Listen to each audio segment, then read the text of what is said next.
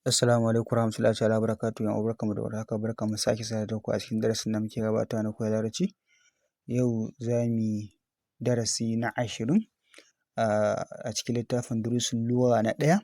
Wanda ba samu karatukan baki ɗaya su iya duba YouTube ɗinmu domin downloading ɗinsu completely da sauran karatukan da muka gabatar na larabci, ko kuma su duba cikin wannan profile namu na TikTok za su iya ganin karatukan complete ɗinsu da sauran karatukan da muka gabatar.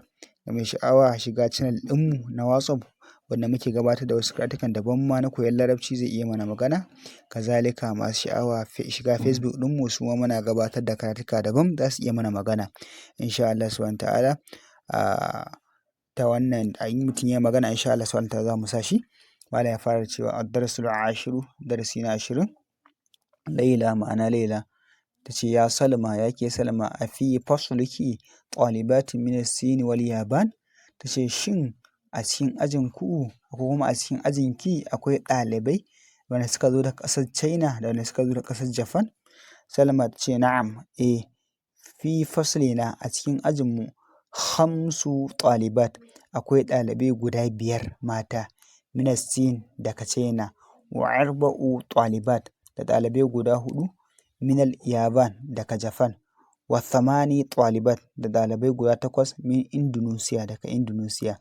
Laila ta ce wa fi faslina 3 ɗalibat, a cikin ajinmu akwai ɗalibai guda 3 mata, min al-Hindi daga India, wa 6 ɗalibat da ɗalibai guda 6 min al-Philippines daga Philippines, wa 7 ɗalibat da ɗalibai guda 7 min Turkiyya daga Turkiyya.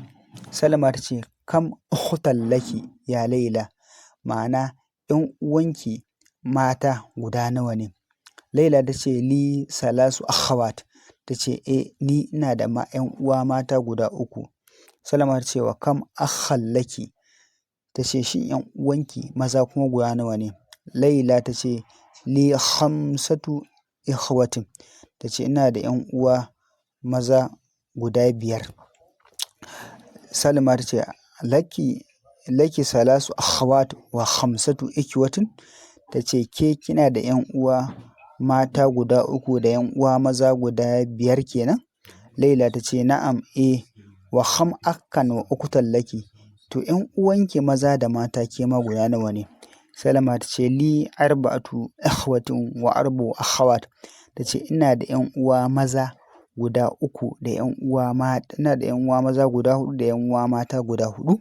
Laila ta ce li zamilatun ismaha Khadija, ta ce kuma ina da 'yan uwa, ina da wata 'yar uwa ko kuma abokiyar karatu ƙawata sunanta Khadija, laha 8 ikhwatin, tana da 'yan uwa guda, tana da 'yan uwa mata ko kuma tana da 'yan uwa maza, ikhwatin tana da 'yan uwa maza guda 8, wa 8 akhawat, tana da 'yan uwa mata guda 8, tana da 'yan uwa maza guda 8, 'yan uwa mata guda 8.